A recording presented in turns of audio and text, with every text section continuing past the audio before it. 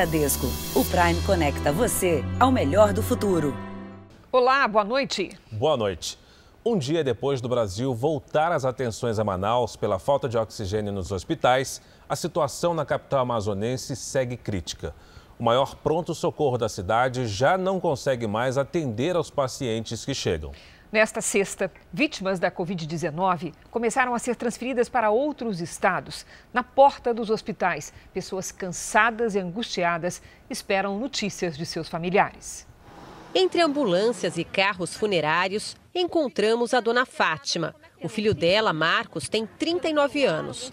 Pegou o coronavírus e chegou a ter 92% dos pulmões comprometidos. Ele teve uma melhora, mas a vida dele depende de um cilindro de oxigênio, comprado com as economias da família. O meu filho estava saturando ontem 69. Se a gente não tivesse corrido atrás, comprado uma bala do oxigênio, ele teria também morrido. Assim como morreu muita gente lá perto dele. Então ele está nervoso, né? Ele fica assim ansioso, nervoso, porque sabe que isso também mexe com o psicológico da pessoa. E cada um que morre perto dele, você já fica pensando que é o próximo.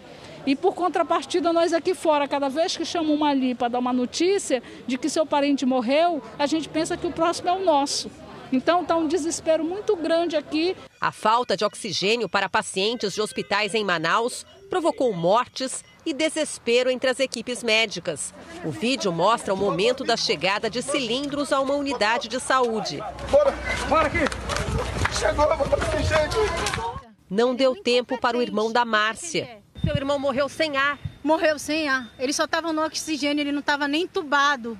A Justiça determinou a transferência de pacientes do Amazonas, que começou a acontecer hoje pela manhã, com a ajuda da Força Aérea Brasileira.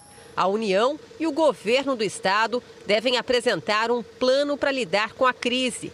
Pela decisão, cabe ao governo federal a transferência dos pacientes do SUS. Algumas pessoas que estavam internadas aqui neste hospital foram transferidas para outros estados. Uma opção que não é possível, pelo menos nesse momento, para os quadros mais graves.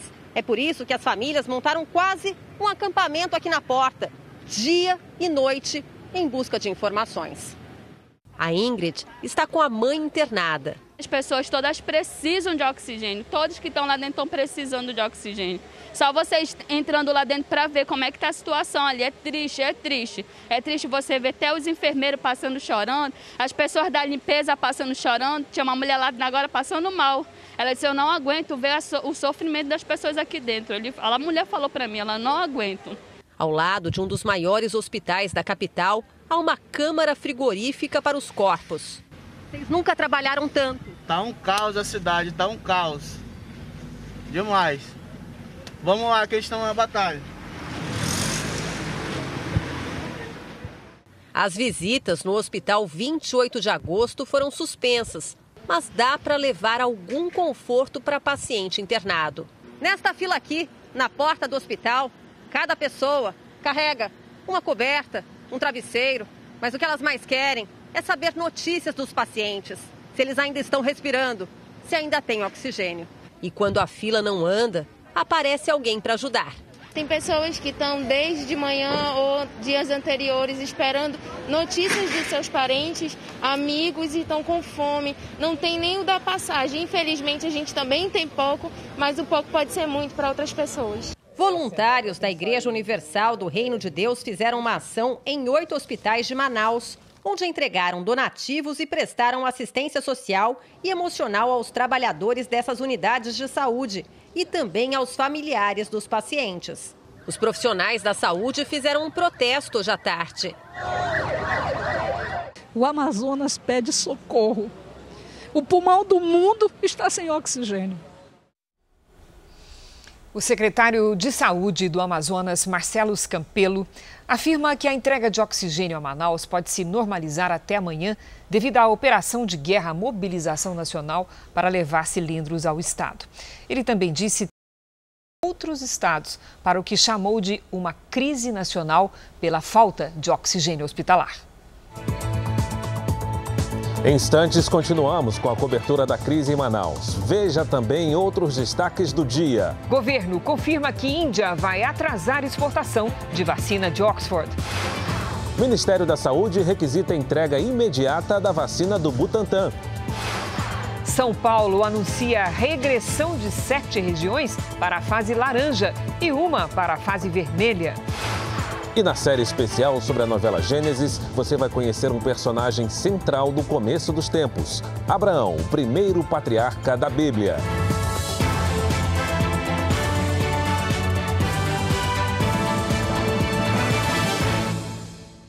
Oferecimento Bradesco, o Prime conecta você ao melhor do futuro.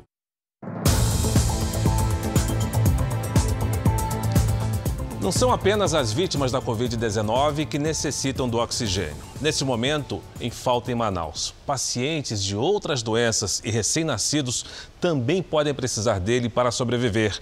Nós vamos ao vivo a Manaus saber sobre esse assunto. Vamos falar com o repórter José Augusto e saber se o governo conseguiu oxigênio para esses bebês prematuros que deixaram tanta gente apreensiva durante toda essa sexta-feira. Né, Zé Augusto? Boa noite. Boa noite, Fara. Boa noite, Cris. Boa noite a todos. Sim, muito apreensivos, né? A boa notícia, a gente conseguiu confirmar no fim da tarde que foram conseguidos, sim. O Ministério da Saúde conseguiu uma carga extra de oxigênio, de cilindros de oxigênios, que vão ser encaminhados para as unidades de saúde, onde estão internados esses 61 bebês prematuros. Todos estão internados em UTIs neonatais. Pela parte da manhã, o próprio governo do estado chegou a confirmar que haveria essa possibilidade de enviar esses bebês para outros estados, dado o risco de faltar oxigênio para eles. Mas o estoque que foi conseguido até agora só garante mais 48 horas de atendimento, de internação para esses bebês. Enquanto isso, o governo do estado e o governo federal seguem tentando medidas, tentando obter mais carga de oxigênios para que esses nenéns não precisem sair daqui de perto da sua família, sair daqui de Manaus.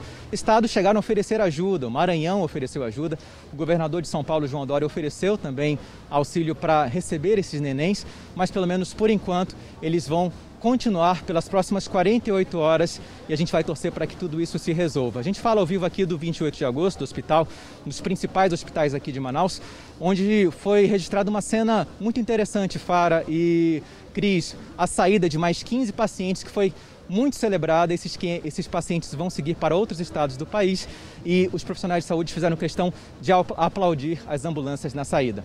Cris, Fara. Obrigado pelas suas informações. Vamos torcer para que os bebês e os pacientes não sejam mais afetados pela falta de oxigênio. O governador do Amazonas, Wilson Lima, fez hoje um novo pronunciamento sobre a situação em Manaus. A gente vai ver um trecho do que ele disse. O nosso grande problema hoje é a falta de oxigênio. E não tem a ver com falta de recursos, falta de dinheiro ou falta de produto no mercado nacional. O grande problema é fazer com que esse oxigênio chegue no estado do Amazonas. A maneira mais rápida de chegar aqui é através de avião, mas as únicas aeronaves que podem fazer isso são da Força Aérea Brasileira. E mesmo assim ainda trazem uma quantidade pouca em razão da sua capacidade e do risco que é o transporte desse produto. Já foram requisitadas 10 mini-usinas que serão instaladas em algumas unidades. Nós continuamos com o nosso trabalho de remoção de pacientes para outros estados e também estamos recebendo no final do dia uma carga significativa. Isso vai nos ajudar a começar a estabilizar o nosso sistema. A solidariedade salva nessa hora. Veja que até agora, 9 estados e mais o Distrito Federal reservaram leitos para receber os pacientes de Manaus. E o maior número desses pacientes vai para Goiás. Os pacientes vão ficar internados no Hospital das Clínicas de Goiânia, que é ligado à Universidade Federal de Goiás. O estoque de oxigênio aqui já foi reforçado. A quantidade de oxigênio que Manaus gasta nesse momento por dia é mais do dobro da capacidade de produção interna da cidade. E nós estamos trazendo esses pacientes para tomar oxigênio aqui em Goiás. O governo do Amazonas diz ter feito um estudo para que as redes de atendimento à saúde dos outros estados não fossem prejudicadas com as transferências. O secretário de Saúde de Goiás explica que as vagas não vão afetar o atendimento à população local. O risco de contaminação com a nova variante do coronavírus, identificada no Amazonas, mais contagiosa, também seria baixo. Esse discurso, às vezes, até um pouco exaltado, de que estaríamos trazendo a nova cepa através desses pacientes, não é fidedigno. Esse risco é muito menor do que aquelas pessoas que saem de carro em viagens, de avião também. No primeiro momento estão previstos 20 pacientes para Goiânia, mas esse número pode chegar a 120. Outros estados brasileiros também já disponibilizaram leitos para a população do Amazonas. Pará, Maranhão, Piauí, Ceará, Rio Grande do Norte, Paraíba, Pernambuco, além do Distrito Federal. Os primeiros 9 pacientes chegaram hoje, no fim da manhã, em Teresina, no Piauí. São Paulo, Paraná e Rio Grande do Sul se colocaram à disposição para receber cerca de 60 bebês prematuros que estão internados em Manaus e também correm risco de ficar sem oxigênio. Não há risco de desabastecimento da nossa capital nem do nosso hospital, e nós vamos recebê-los de maneira tranquila e vamos realizar o nosso papel fundamental, que é a questão de um país que se ajuda e que mutuamente se completa na necessidade, seja da saúde ou de qualquer outra área. Vamos direto a Goiânia saber mais sobre a transferência dos pacientes de Manaus. O repórter Paulo Henrique Santos acompanhou durante todo o dia a preparação das equipes médicas e ele tem mais informações. Boa noite, Paulo. Pois é, boa noite a todos. Aqui em Goiânia está tudo pronto para receber esses pacientes vindos de Manaus. São pessoas em situação de evolução moderada da doença, ou seja, não necessitam de cuidados intensivos, mas precisam sim de ajuda hospitalar, principalmente a terapia com oxigênio. A enfermaria daqui do Hospital das Clínicas já está disponível. O local foi isolado durante o dia para evitar qualquer risco de infecção. A chegada do avião da fábrica estava prevista para o fim da tarde de hoje, mas ficou para amanhã. O novo horário de chegada ainda não foi divulgado. Cris, Fara. Obrigada, Paulo. A Índia vai atrasar a entrega de 2 milhões de doses da vacina de Oxford, que estava prevista para esse fim de semana. Com isso, o Ministério da Saúde requisitou a entrega imediata de 6 milhões de doses do imunizante sob responsabilidade do Instituto Butantan, aqui em São Paulo.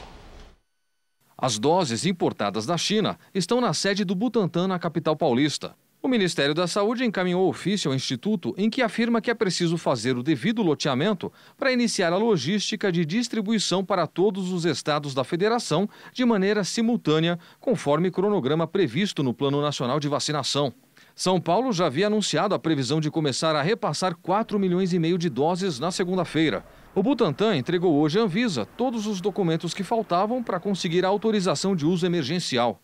A direção da agência se reúne no domingo, quando pode liberar tanto a vacina de Oxford quanto a do Butantan. Apesar do bom andamento dos processos regulatórios da vacina de Oxford, haverá atraso na chegada do lote com 2 milhões de doses que serão trazidas da Índia. Isso porque o governo indiano ainda não liberou a saída do produto. O país asiático se prepara para começar a campanha de vacinação na próxima semana. Há o receio de que ele só permita a saída de imunizantes depois que garantir estoque para a população local. Segundo fontes do Itamaraty, o ministro das Relações Exteriores, Ernesto Araújo, já conversou com representantes do governo da Índia para garantir a autorização do transporte das vacinas. As autoridades indianas teriam demonstrado boa vontade e feito a promessa de atender ao Brasil o quanto antes, mas sem anunciar uma data para a liberação. Integrantes do governo ainda afirmam que a campanha de vacinação começará na semana que vem.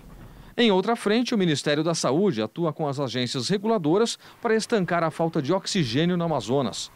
A Anvisa autorizou a produção e a distribuição de oxigênio medicinal com índice de pureza menor pela empresa White Martins. A Universidade de São Paulo também vai colaborar com o envio de respiradores desenvolvidos exclusivamente para a pandemia. A Marinha deve enviar 40 respiradores ao estado. Hoje nós começamos a embarcar os primeiros lotes. A previsão até terça-feira da semana que vem, nós termos 40 ventiladores em pleno uso na região de Manaus. O Butantan esclarece que recebeu o ofício do Ministério da Saúde. O Instituto perguntou ao Ministério quantas doses serão destinadas a São Paulo. Segundo o Butantan, quando há campanhas nacionais de imunização, uma parte das vacinas permanece no estado, que é o mais populoso do Brasil. Com atraso na entrega das vacinas de Oxford, foi adiada pela segunda vez a decolagem do avião que iria buscar as doses. O repórter Jorge Talmon está no aeroporto de Guararapes e ele ontem, inclusive, chegou a entrar na aeronave ao vivo aqui durante o JR. Hoje tem outras informações, né, Jorge? Boa noite para você em Recife. Oi, Fara, boa noite a todos. Por enquanto, a aeronave deve permanecer no Recife. A companhia aérea ainda espera informações do Ministério da Saúde, mas já confirmou. A viagem não deve acontecer nas próximas horas. A aeronave tem a capacidade de transportar uma carga de 15 toneladas. Isso dá por volta de 2 milhões de doses da vacina e tão logo ela for autorizada, pode realizar essa viagem para a Índia e retornar ao Brasil em até 2 dias. Basta que para isso receba o sinal verde. Do Recife, Jorge Talmon. Obrigado pelas informações, Jorge. Nós vamos agora aos números de hoje da pandemia. Segundo o Ministério da Saúde, o país chegou a 8.393.000 casos de Covid-19. São mais de 208 mil mortos.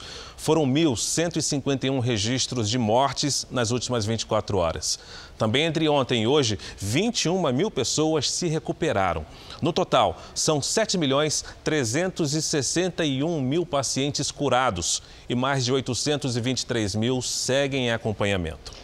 Vamos agora tratar de Washington e seus problemas. Nos Estados Unidos, em um novo processo judicial, promotores descreveram que a intenção dos militantes que invadiram o Congresso americano semana passada seria capturar e até matar os congressistas. Segundo os promotores, fortes evidências, incluindo ações e depoimentos de pessoas detidas e de policiais do Capitólio, reforçam a intenção dos invasores. Hoje, a presidente da Câmara, Nancy Pelosi, afirmou que há suspeitas de que membros do Capitólio podem ter sido cúmplices da invasão e, se confirmado, podem sofrer consequências não apenas administrativas. Ela também disse que o Congresso quer criar uma comissão como a do atentado de 11 de setembro para investigar o caso. Para a posse de Joe Biden, a segurança foi reforçada dentro do Capitólio e em toda a região do Congresso americano. O presidente Donald Trump não vai ao evento. Para o mesmo dia, planeja uma despedida nos arredores de Washington. Em seguida, deve ir para o resort dele, na Flórida. Ainda no noticiário internacional, na Indonésia, um terremoto de magnitude 6,2 deixou pelo menos 42 mortos e mais de 600 feridos. Prédios inteiros desabaram e outros ficaram parcialmente destruídos. O epicentro foi na ilha de Sulawesi, a 10 quilômetros de profundidade. Depois, outros tremores secundários atingiram a região. Equipes de resgate se infiltraram em meio aos escombros em busca de possíveis sobreviventes. Essa garotinha, que se chama Angel, assustada e chorando, ela conta que uma outra pessoa também está ali. A Indonésia fica em uma região conhecida como Círculo de Fogo do Pacífico, onde os terremotos são comuns por causa do encontro entre as placas tectônicas. E veja daqui a pouco, 11 pessoas são indiciadas pelo incêndio no centro de treinamento do Flamengo, em que 10 garotos morreram. E na série especial sobre a novela Gênesis, estudiosos falam dos caminhos percorridos por Abraão, o primeiro patriarca da Bíblia.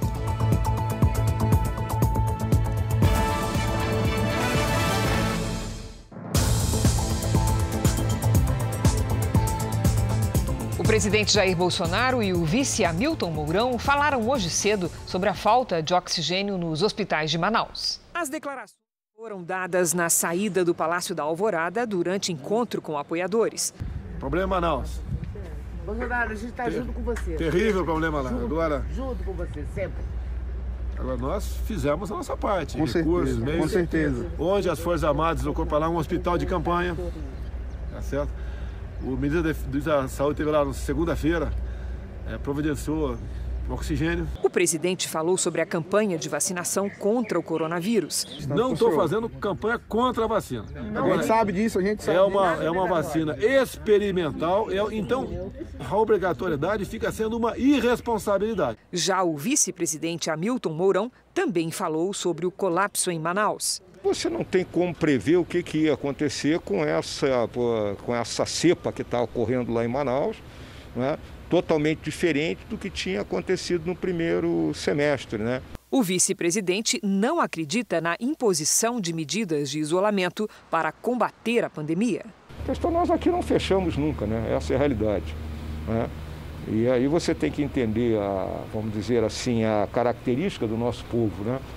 O nosso povo, ele não tem essa, vamos dizer assim, essa imposição de disciplina em cima do brasileiro, ela não funciona muito, né? Então a gente tem que saber lidar com essas características e buscar informar a população no sentido de que ela se proteja. Vamos voltar ao Viva Manaus, que está neste momento na segunda noite sob toque de recolher. O José Augusto vai dizer para a gente se a população está respeitando essa medida. José Augusto, você de volta. Então, Fara, a gente está falando aqui ao vivo em frente à Avenida Maripiranga, uma das principais aqui de Manaus, que a gente percebe que nesses 21 minutos que já estão valendo aí do lockdown, aqui em Manaus são 7h21 nesse momento, o trânsito diminuiu bastante, mas ainda tem bastante gente nas ruas, em parte também porque a gente está falando de uma avenida que dá acesso a um dos principais hospitais. Mas Polícia Militar, Polícia Civil, Detran e Guarda Municipal estão nas ruas para evitar que a população circule. Uma última informação, foi definido as novas datas para a realização do Enem aqui em Manaus. Os dias 23 e 24 de fevereiro saiu a decisão da Justiça hoje. Fara. Obrigado, Zé Augusto. Veja agora os destaques do próximo Domingo Espetacular. O desabafo do ator Henry Castelli. Vítima de socos e chutes. Ele se envolveu numa confusão, foi agredido e teve a mandíbula quebrada. Eu pensava apenas na minha família, nos meus filhos. O ator fala sobre a lenta recuperação e os desafios para retomar a carreira. Roberto Cabrini desembarca em Manaus para mostrar a cidade à beira do colapso na saúde. Aqui, as UTIs estão lotadas, falta oxigênio e a situação é muito crítica. O número de mortos aumenta a cada minuto. Uma explosão. Essa mulher ajudou a salvar a vida de um motoqueiro acidentado no meio da estrada. Nós não sabemos se ele estaria vivo, se não tivesse sido socorrido. Agora eles vão se reencontrar e, claro, a gente acompanhou tudo. Um amigo que é uma fera. Você vai conhecer um professor que conquistou a confiança de um jacaré. Vocês já viram o jacaré chegar tão perto assim? Como ele fez isso? É neste Domingo Espetacular. Depois da Hora do Faro. Até lá. Você vai ver daqui a pouco. Ruas viram rios em Belo Horizonte e carros são levados pela correnteza. E na série especial sobre a novela Gênesis, estudiosos falam da história de Abraão, uma das mais importantes descritas na Bíblia.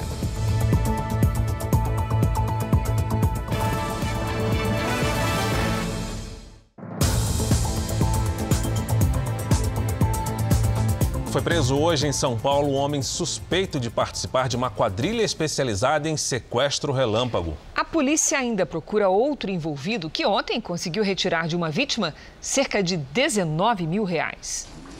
Os policiais cercaram todas as entradas da casa que fica nesta esquina na zona sul de São Paulo. Os investigadores quebraram o cadeado e depois arrombaram a porta. Polícia! Vai.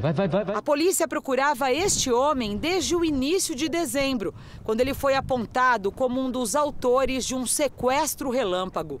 Ele e um comparsa ainda que não está identificado, eles acampanaram uma clínica médica de luxo da nossa área, na Avenida Cici. E quando um casal deixou sua filha para ser consultada, eles abordaram o casal, saíram com esse casal e fizeram saques e compras com os cartões desse casal.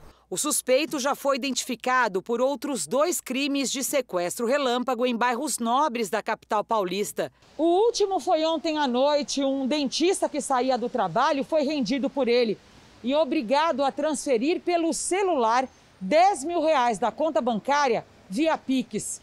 O suspeito ainda gastou mais R$9 mil no cartão de crédito da vítima. Há 1 ano, a mesma delegacia da Zona Sul de São Paulo, que prendeu o suspeito, faz operações contra quadrilhas especializadas nesse tipo de crime. 17 pessoas já foram presas. Elas fizeram mais de 50 vítimas. Um tiroteio hoje levou pânico a moradores da região central do Rio de Janeiro.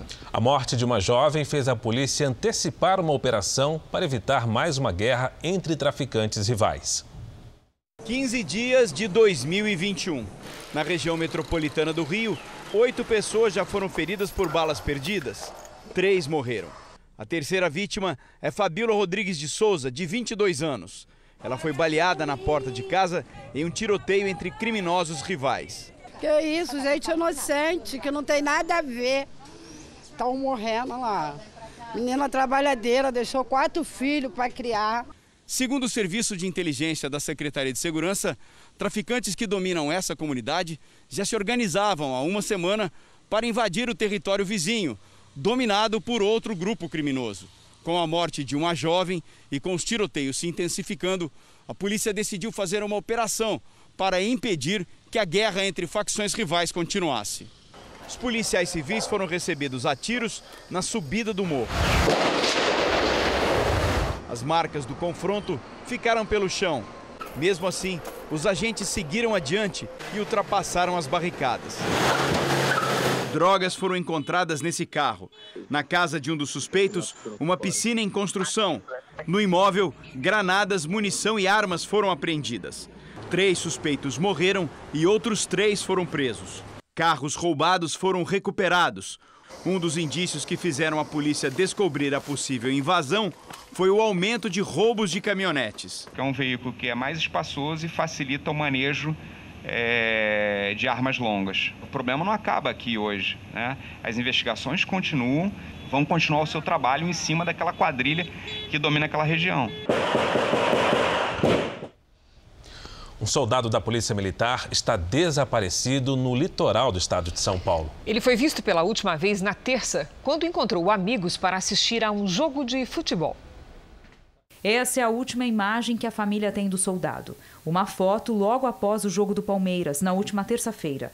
O policial militar Bruno Gibertoni assistiu ao jogo com amigos e primos nesse bar, que fica em São Vicente, litoral paulista. Os primos, por volta de 00:30 mais ou menos, perguntaram para ele se ele já ia, se precisava de carona. Ele disse que só ia dar um tempinho no local ainda e logo iria embora, porque às 5h45 ele ia assumir o serviço na companhia dele em São Bernardo do Campo. A família já sabe que uma câmera em frente ao bar registrou o momento em que ele deixou o local de carro, 00:50. Mas Bruno não voltou para casa e na manhã seguinte também não assumiu o serviço no batalhão da PM em São Bernardo do Campo, na Grande São Paulo. A Corregedoria da PM e Polícia Civil investigam o desaparecimento. Bruno é casado, tem 30 anos e um filho de 5. O carro dele também não foi localizado. Segundo a mãe, mesmo nos momentos de folga, o soldado costuma portar a funcional de PM. Ele pode ter sido assaltado e descobriram que é policial. Podem ter sequestrado e como podem ter matado também. Nós estamos vivendo um pesadelo. Um temporal no final da tarde provocou alagamento e destruição em Belo Horizonte. Avenidas foram fechadas, carros arrastados e pessoas ficaram ilhadas. Na região oeste da cidade, um córrego transbordou. Moradores registraram o momento em que um caminhão foi levado pela água. De acordo com a Defesa Civil, as chuvas com trovoadas e rajadas de vento devem continuar na capital mineira.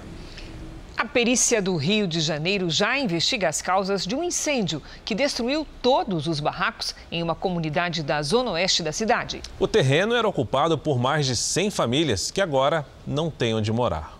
Só do alto é possível ver a dimensão do estrago no terreno ao lado de um condomínio do programa Minha Casa Minha Vida, em Santa Cruz, na zona oeste do Rio. O fogo destruiu cerca de 250 barracos. Uma correria, muitas crianças, bujão de gás explodindo, acabou tudo, derreteu, o fogo levou tudo. O incêndio começou ontem à noite. A madeira usada na construção das casas ajudou a espalhar rapidamente as chamas. Bombeiros de 7 unidades operacionais conseguiram conter o fogo. ninguém se feriu com gravidade.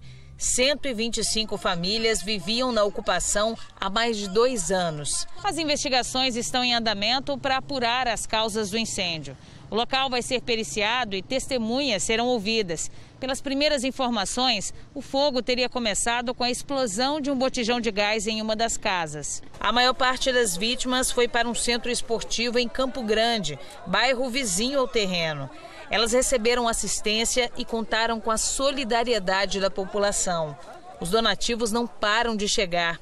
As famílias foram cadastradas e vão ser transferidas a um abrigo da prefeitura. Se as pessoas pudessem doar, claro, roupas, seria importante para que a gente pudesse dividir entre homens, mulheres, crianças, bebês, para dividir esse material pelas famílias que foram afetadas por esse incêndio. Vamos voltar a falar sobre a pandemia. No Plano São Paulo de enfrentamento ao coronavírus, 8 regiões regrediram de fase. Isso significa que 1/3 da população do estado está em áreas com mais restrições para a circulação. A região de Marília foi para a fase vermelha, onde serviços essenciais podem funcionar. Essa nova reclassificação vale a partir de segunda-feira. Era para ser só em 5 de fevereiro, mas o avanço da pandemia em todo o estado fez com que o governo paulista antecipasse a reclassificação. Os índices que temos hoje na saúde são similares no estado de São Paulo àqueles que atingimos no pico da pandemia da primeira onda. Mas, infelizmente, as aglomerações que nós observamos em todo o estado no final do ano passaram a se revelar agora. Da primeira para a segunda semana deste mês, houve um aumento no número de infectados, mortes e nas internações. A taxa de ocupação de UTIs em todo o estado hoje é de 67,5%. Por isso, 8 regiões regrediram no Plano São Paulo: Araçatuba, Bauru, Franca, Piracicaba, Ribeirão Preto, São José do Rio Preto e Taubaté. Todas elas passam da fase amarela para a laranja, onde comércio e shoppings têm ocupação máxima de 40%.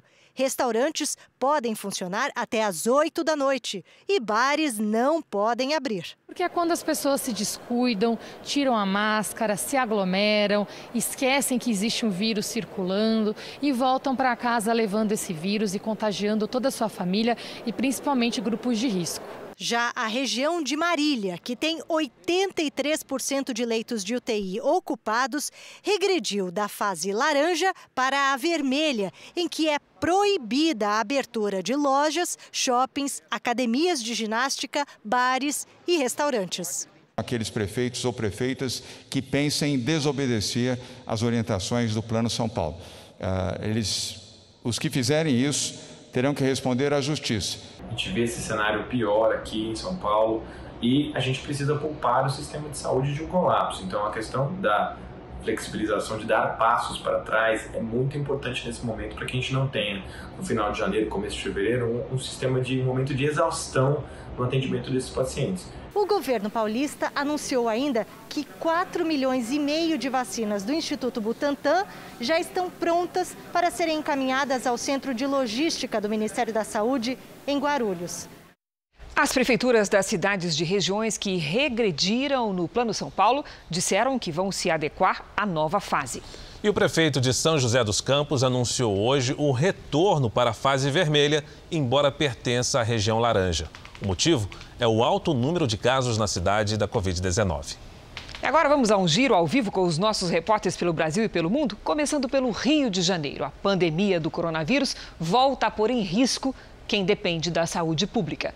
Os leitos de UTI na capital carioca estão perto da ocupação máxima. E quem tem os detalhes é o nosso repórter Pedro Paulo Filho. Boa noite, Pedro Paulo.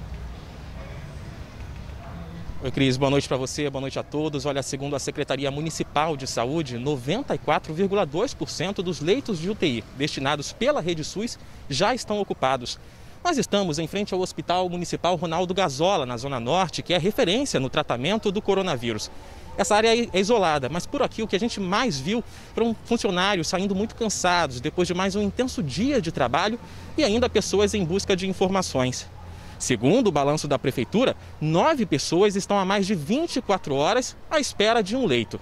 Das 33 regiões administrativas da cidade, 28 estão com alto risco de contágio. Em todo o estado do Rio de Janeiro, a taxa de ocupação dos leitos de UTI é de 68,3%. Mas em 9 cidades já não há mais capacidade de atendimento. Cris, Fara. Obrigada, Pedro Paulo. Do Rio para Brasília, porque o ministro do Supremo Tribunal Federal, Ricardo Lewandowski, determinou que o governo federal promova imediatamente todas as ações para acabar com o que chamou de gravíssima crise sanitária em Manaus. De Brasília, as informações com a repórter Nathalie Machado. Boa noite, Nathalie.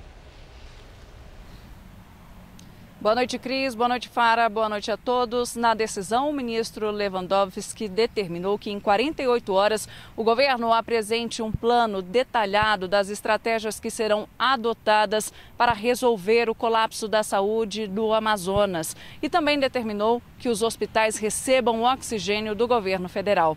Também hoje, a Justiça Federal determinou à União a imediata transferência dos pacientes que correm risco de morrer por falta de oxigênio. E o governador Eduardo Braga solicitou à Presidência da República intervenção federal no estado. A Advocacia Geral da União não se manifestou sobre a decisão do STF. Cris, Fara. Obrigada, Nathalie. No nosso giro ao vivo, vamos agora aos Estados Unidos, onde o programa de vacinação contra o coronavírus está atrasado. Vamos ao vivo falar com a nossa correspondente, Evelyn Bastos, que tem todas as informações. Evelyn, boa noite.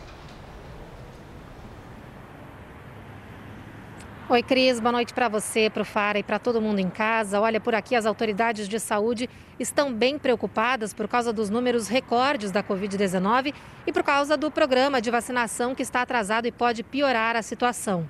Hoje, um mês após o começo dessa campanha de imunização, a expectativa era de que mais de 20 milhões de pessoas estariam vacinadas, mas apenas metade desse número recebeu a dose.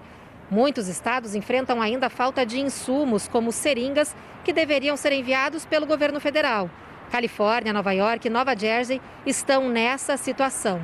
Joe Biden, que assume a presidência na próxima quarta-feira, anunciou um pacote econômico no valor equivalente a 10 trilhões de reais para acelerar o programa de vacinação e impulsionar a economia. Eu volto com você, Cris. Obrigada, Evelyn. Da pandemia, vamos agora tratar um pouco de política, porque o presidente da Câmara, Rodrigo Maia, suspendeu hoje uma reunião da mesa diretora que poderia tornar oficial o apoio do PSL ao deputado Arthur Lira na disputa pela presidência da casa. E quem tem as informações é Yuri Ascar. Olá, Yuri, boa noite. Boa noite, Cris. Boa noite a todos. A reunião virtual foi convocada por 4 dos 7 integrantes da mesa diretora, sem Rodrigo Maia. O presidente da Câmara suspendeu o encontro, que foi remarcado para segunda-feira. Entre as pautas, a análise do registro do apoio do PSL à candidatura de Arthur Lira, do PP. O documento foi assinado pela maioria dos deputados do PSL, mas entre eles estão parlamentares suspensos pela cúpula do partido que apoia Baleia Rossi, do MDB, candidato de Rodrigo Maia. Arthur Lira conta com o apoio do Palácio do Planalto e acaba de voltar a Brasília depois de cumprir a agenda em Natal, no Rio Grande do Norte, onde se encontrou com a governadora, o prefeito e deputados. Baleia Rossi cumpriu a agenda em São Paulo, se encontrou com o governador João Dória e deputados federais do estado, para dizer que a eleição dele representaria um contraponto ao governo Bolsonaro. Cris, Fara. Obrigado pelas informações aí da capital da República, Yuri. O vice-prefeito eleito de Goiânia, Rogério Cruz, tomou posse hoje como prefeito da cidade. Ele assume o cargo no lugar de Maguito Vilela, que morreu em decorrência de complicações da Covid-19. A sessão foi realizada na Câmara Municipal. Durante a cerimônia, Rogério, do Republicanos, fez um discurso emocionado e homenageou Maguito Vilela. O agora prefeito também garantiu a permanência do secretariado indicado pelo antecessor. Previsão do tempo. A semana termina com temporais na maior parte do Brasil. 6 capitais já registraram mais chuva do que o esperado para o mês de janeiro.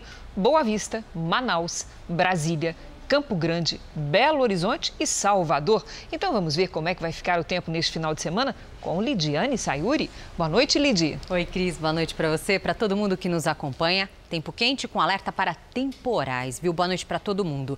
Neste sábado, uma frente fria espalha nuvens carregadas pelo Rio Grande do Sul e volta a chover. Tem alerta para ventanias de 70 km por hora entre o estado gaúcho e Mato Grosso. Mar agitado com ondas de até 2 metros no sul, alagamentos e deslizamentos em todo o centro-sul. No norte, tempo bem abafado, com pancadas em todos os estados. Nada de chuva apenas nas áreas mais claras, entre o norte da Bahia e o Ceará. No sábado, máxima de 33 graus em Porto Alegre. Faz 31 no Rio de Janeiro, 24 em Goiânia, 36 em Teresina e até 31 graus em Aracaju e em Manaus. Em São Paulo, fim de semana bem típico de verão, com sol entre nuvens pela manhã e aquele céu que desaba no fim do dia. Máximas de 29 e 31 graus. Bom fim de semana. Obrigada, Lidy. O Ministério Público do Rio denunciou 11 pessoas pelo incêndio no Ninho do Urubu, centro de treinamento do Flamengo, que provocou a morte de 10 adolescentes há quase 2 anos. Entre os acusados, representantes de empresas que prestavam serviços para o clube e dirigentes do Flamengo. Um deles, o ex-presidente Eduardo Bandeira de Melo. Os 11 acusados foram denunciados por incêndio culposo qualificado, com resultado de morte e lesão corporal grave. De acordo com o Ministério Público, desde o ano de 2015 até fevereiro de 2019, os denunciados consciente e voluntariamente praticaram condutas comissivas e ou omissivas, isolada e ou conjuntamente, por imperícia, negligência e ou imprudência, que concorreram eficazmente para que no dia 8 de fevereiro de 2019 ocorresse um incêndio de grandes proporções que resultou direta e, consequentemente, na morte de 10 adolescentes. O Ministério Público levou em consideração o que as investigações comprovaram e diz que os contêineres que eram usados como alojamento pelos adolescentes eram estruturas clandestinas, porque não tinham regularização junto à Prefeitura nem certificado de aprovação do Corpo de Bombeiros. Os promotores também concluíram que as instalações que deveriam ser usadas de forma provisória se tornaram definitivas. O fogo atingiu o alojamento que abrigava atletas das categorias de base do Flamengo. 10 jogadores morreram e outros 3 ficaram gravemente feridos. Em nota, o Flamengo afirma que prefere não se manifestar sobre o mérito, haja vista plena confiança do clube na justiça. Mesmo com o aumento de casos e mortes pela Covid-19 no estado de São Paulo, a Fundação Casa retomou neste ano as visitas presenciais de familiares de adolescentes internados na instituição. Não deu para evitar o abraço. 7 meses longe do filho e a Tânia não conseguiu se segurar. Muito tempo sem ver ele, né? Independente do que aconteça, é filho, né? Muito tempo. Foi difícil segurar. Foi bastante emocionante, estou um tempo sem ver ela, desde a pandemia, né? Eu até me segurei para não chorar, né? A presença física é fundamental para esses jovens que cumprem medidas socioeducativas e que por isso estão longe da família. Aqui no estado, as visitas foram retomadas e vão ser mantidas mesmo em regiões reclassificadas e que estão com mais restrições. Agora, nas 133 unidades da Fundação Casa, as visitas são diárias. Mas cada família dos 5.000 internos tem direito a apenas 2 encontros por mês. As visitas têm 1 hora de duração e acontecem ao ar livre e seguem todos os protocolos de saúde. A visitação acontece com uma distância de 2 metros, acontece também com o uso das máscaras, tanto familiar como jovem. Então, seguindo esse modelo de visitação presencial, é possível que seja feita independente da fase na qual aquela cidade se encontra. Os encontros virtuais adotados durante a pandemia permanecem, mas nada substitui o olhar, os gestos e o sorriso das mães escondido pela máscara. É uma alegria assim que você não consegue explicar, né? De querer pegar, levar embora. É muito assim, muito emocionante mesmo. O presidente Jair Bolsonaro foi alvo de um panelaço agora há pouco em várias cidades do país. Em São Paulo, o protesto teve som de buzinas e panelas batidas em bairros nobres. Moradores aderiram ao chamado feito nas redes sociais. O ato cobra uma atuação mais firme na crise dos hospitais do Amazonas. Morreu hoje em São Paulo o médico pediatra e toxicologista Anthony Wong. Anthony Wong tinha 73 anos e estava internado desde antes do Natal, quando foi diagnosticado com úlcera e hemorragia digestiva. Hoje, ele teve uma parada cardíaca e não resistiu.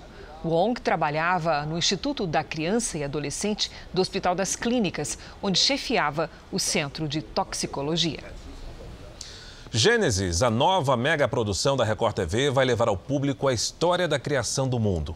A novela, que estreia na próxima terça-feira, é dividida em 7 fases. Uma delas vai mostrar o desafio de Abraão, um dos patriarcas da fé. Ele lidera a caminhada pelo deserto em busca da Terra Prometida.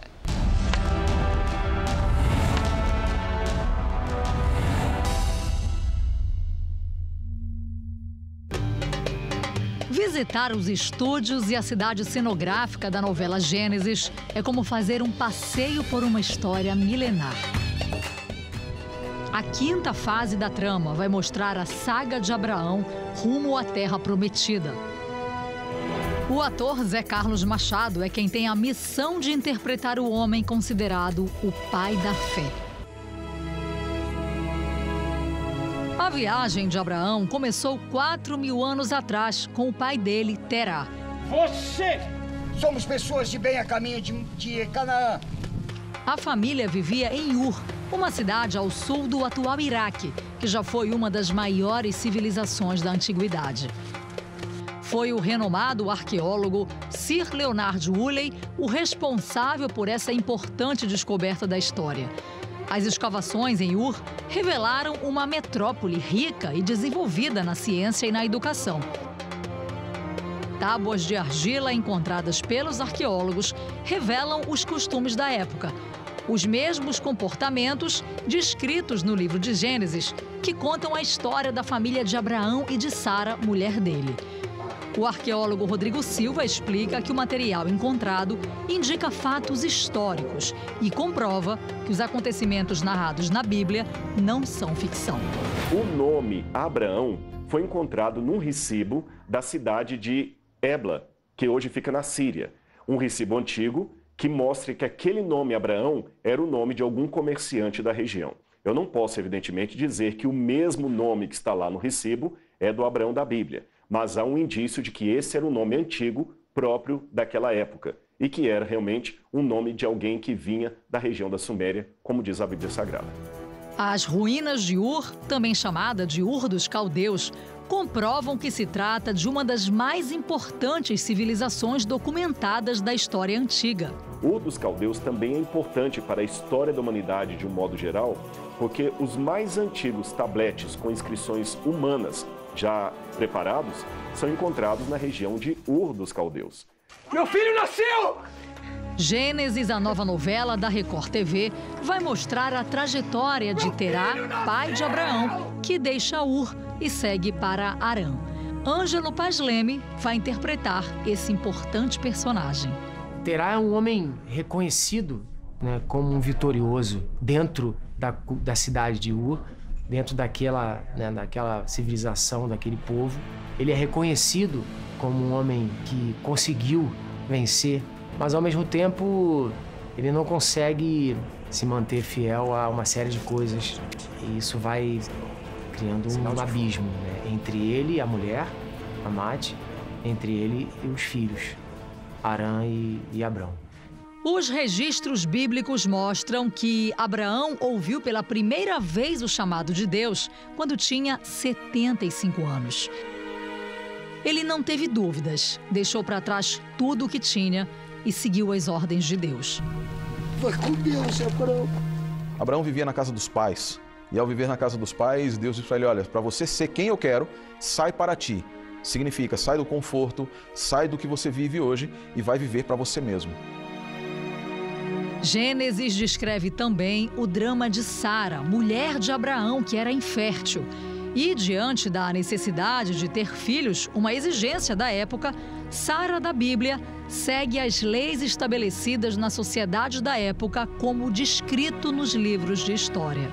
Uma empregada, uma escrava, que daria filho no lugar dela. Seria assim, digamos, uma versão antiga da barriga de aluguel. Foi esse dispositivo legal que Sara arranjou para fazer com que Agar deitasse com seu marido. Isso que eu estou falando foi encontrado pelos arqueólogos em vários tabletes cuneiformes, por exemplo, em Eshnuna, Alalak, Mari, que mostram as leis que regiam o Oriente Médio naqueles tempos. Abraão e Sara não questionaram as dificuldades e partiram para uma viagem de anos. É uma jornada longa, com muitas dificuldades no meio do caminho, com muitos percalços. Imagina você no meio do deserto, tendo que enfrentar adversidades como tempestades de areia. Harã foi o ponto de partida para a caminhada de 800 quilômetros em direção a Canaã. A maior parte dessa travessia passa pelo deserto da Síria, país que tem as cidades mais antigas do mundo. Durante esse percurso, pisando em pedras, debaixo do sol forte, Abraão e os integrantes da caravana tiveram que aprender os costumes de povos do deserto, como os beduínos. Eles entendem do deserto como o índio entende da floresta amazônica. Então, assim como no Brasil, o referencial do mais antigo habitante dessa terra, que está acostumado com a floresta, é o índio, lá no Oriente Médio é o beduíno, que vive no deserto. Ele sabe tudo no deserto. Para descansar, Abraão e seus seguidores dormiam em tendas. Essa foi confeccionada à mão pelos beduínos e trazida de Marrocos para o estúdio no Rio de Janeiro. A tenda é toda feita de lã de cabra, um animal que tem características únicas que ajudam muito o povo do deserto. Quando acontece uma tempestade de areia, por exemplo, a lã cria uma espécie de barreira que impede a entrada na tenda. O mesmo acontece com a água. A umidade incha a lã, fazendo com que a chuva não atinja o interior da tenda. E tem ainda uma outra vantagem. A lã de cabra tem uma propriedade que faz com que a temperatura aqui dentro seja mais agradável do que lá fora. Mesmo abrigados, os nômades tinham que driblar um problema típico das regiões desérticas. Uma experiência que os atores que participam da caravana têm sentido na pele. Você está toda hora na areia e tem pouca água. Então, naturalmente, a água que você vai ter, você vai querer só para tomar e se hidratar, né? Então, eu estou todo sujo porque no deserto não tem como você ficar limpo. Não toma-se banho, tem pouca água e é assim que a gente fica, né? Totalmente sujo. A higiene pessoal era feita, pasmem, com areia e azeite de oliva. Você perfuma o azeite, pega um pouco da areia, eu tenho aqui a areia, coloca o azeite, passa aquilo no corpo, depois faz uma espécie de esfoliação e o banho estava tomado. A história do mundo, a vida de Abraão, o sofrimento, a perseverança para cumprir o chamado de Deus, o filho que ele vai ter com Sara, a mulher infértil, e os desafios de quem habita as áreas mais quentes do mundo. A Bíblia é uma história real. Essa história tem que ser real para dar fundamento à doutrina que a Bíblia apresenta. Tudo isso faz parte de Gênesis, a nova superprodução da Record TV, que estreia na próxima terça-feira, dia 19. Chegamos em Canaã. O lugar em que meu pai e a minha mãe nasceram. Acesse o r7.com e confira uma entrevista exclusiva com a atriz Adriana Garamboni. Ela fala sobre as músicas de Gênesis. O Jornal da Record termina aqui. A edição de hoje na íntegra e também a nossa versão em podcast estão no Play Plus e em todas as nossas plataformas digitais. E à 00:30 tem mais Jornal da Record? Fique agora com os últimos capítulos da novela Amor Sem Igual. A gente se vê amanhã. Até lá. Ótima noite e até amanhã.